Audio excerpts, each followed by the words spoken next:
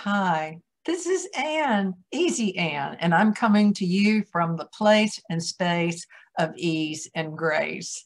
Now, in a moment, I'm going to introduce someone to you, but I want to tell you that when I did the video, I had just done one on money and I forgot to change the background. So it's got the money background on it, even though we're talking about making our lives easier.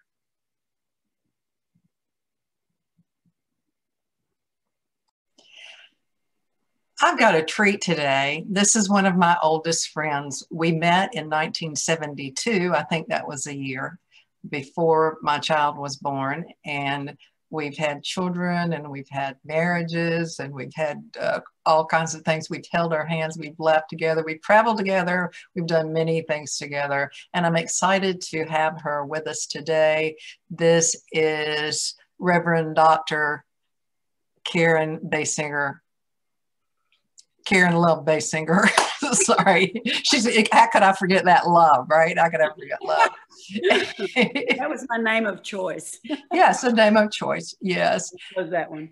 Yes, it's a great name. And she is definitely a lovable being and a loving being as well. And you've had, as all of us, you've had many ups and downs in your life. Mm-hmm. And I mean, that's the human condition. I mean, there's nobody that has an up life. I mean, if we did, we probably wouldn't have a human condition. We probably wouldn't be here early. So what are some of the tools that either in the past or currently that you're using that help you during these times of when you feel like slouching or you're not feeling so great? I mean, I think it's really cloudy up there where you live in Oregon. Where do you live exactly? Today's sunny. Today's sunny, but it rains a lot. Yeah, I'm on the Oregon coast in Florence, right? And it's windy, windswept, dune laden, and rugged. And but so today it's sunny. It's going to be sunny for a couple of days. So that general kind of weather is not the kind of weather that we all love, where you just feel very zippy because of the sun. And just one more thing, I'll go back and you might tell them what you do. You are United Methodist minister. Oh, okay. I'm clergy. I was ordained after many challenges. I was ordained in the South in 1980.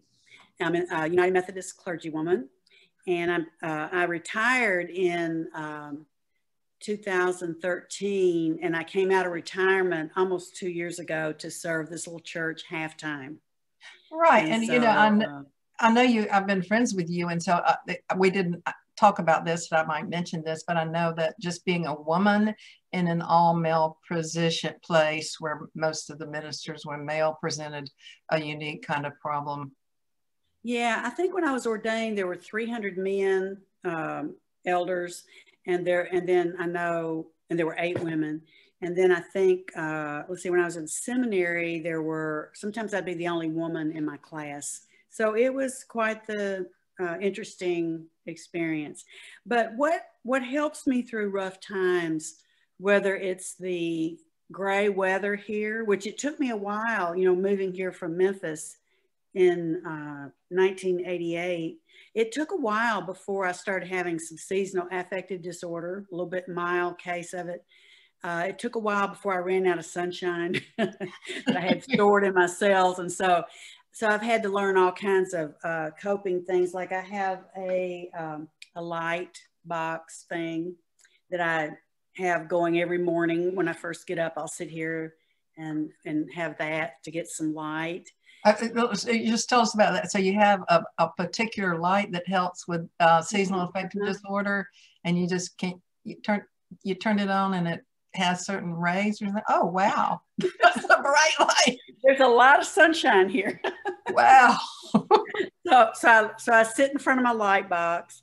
I've learned ways to, I have a treadmill behind this screen and I have, in case it's too rainy to go out. A lot of times we'll, go out anyway. So exercise is definitely one of your.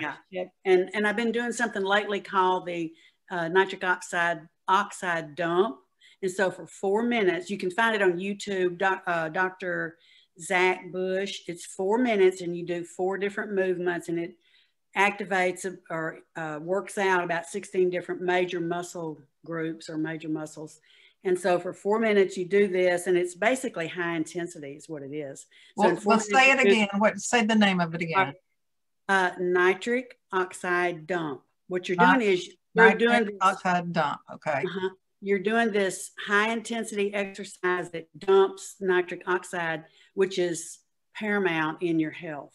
Then you get blood circulating in your kidneys and your heart and your brain and all that.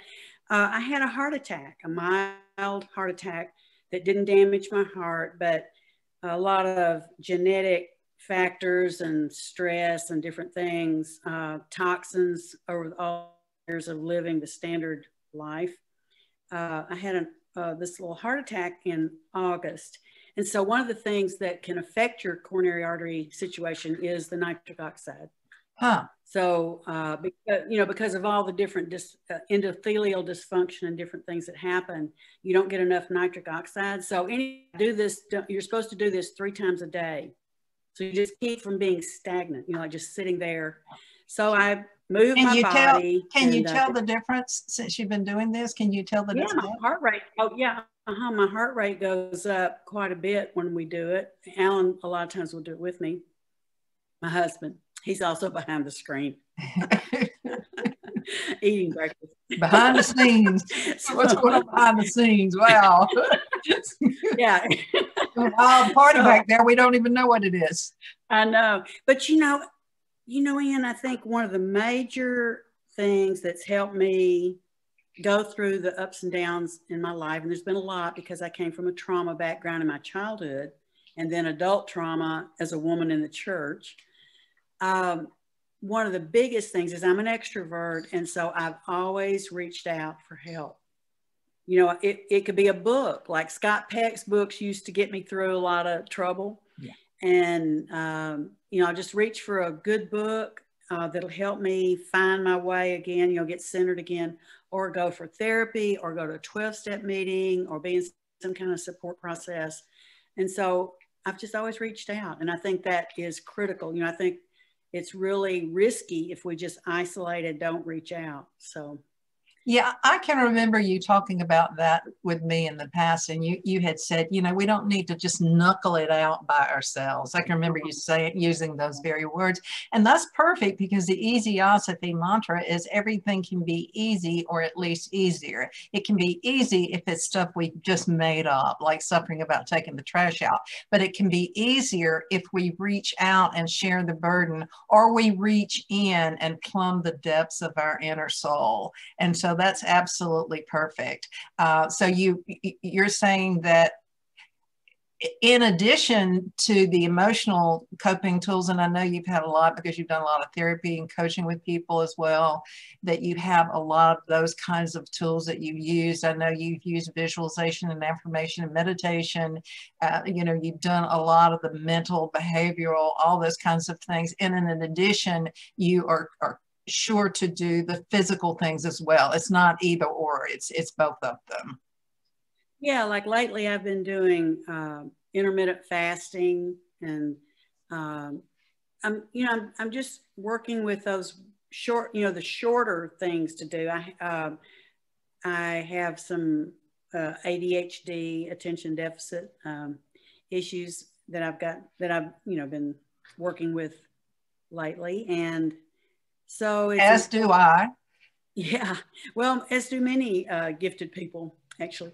But so it has upsides and has a downside, like everything. So yes. So I find that if I can just do these short things, like instead of saying, okay, every day I'm going to do this for an hour, I make my life easier by doing the NO dump, the nitric oxide dump, for 4 minutes 3 times a day. I even set an alarm on my iPhone. I just put the alarm in, and then I do it 3 times a day. And then the Kirtan Kriya, we've been looking at that. You and I have been emailing back and forth about training on that. You've done it a lot in the past. I've done it. And so it's short, 12 minutes. Yes, it's the short meditation. Let me just recap that. That's the Kirtan Kriya, and it's recommended to help with memory, and it's only 12 minutes a day. I spoke with someone yesterday and they said, you know, I usually meditate for 45 minutes a day, because she said she wanted to get back to her routine. And I said, well, you might want to try this. It's only 12 minutes. She said, oh, I meditate for 45 minutes. I said, but the problem you're not meditating for 45 minutes. You have done it. But that's right. And not only that, this is really holistic, because it's from the, I guess it's the Hindu tradition, Satanama. So you're putting the motor part in there. Right. You're putting the sound in there. You do it with a regular volume voice, then you whisper, and then you do it silently. So it keeps your brain, I mean, they've got SPECT scans and different things, you know, that are looking at how this benefits us. So that's one of my key hacks for easiness is at this stage of my life, can I do it in less time? I'm more likely to do it. I'm more likely not to have it bumped by something else on my schedule or agenda. So, yeah. That's great. And so I love it. I love that plan. To do things in just small increments, because they're doable, and it's not this huge goal. Yeah. But it's a small habit that you've decided to place in your life every day. Well, I want to thank you so much for sharing, Karen. I love you very much. And I do want to tell everybody else too that I love you too. And how about you, Karen? You got anything? And I love you, Ann, and I love all of you. All right. That's why my name is Love, because I love you. That's right. I love it.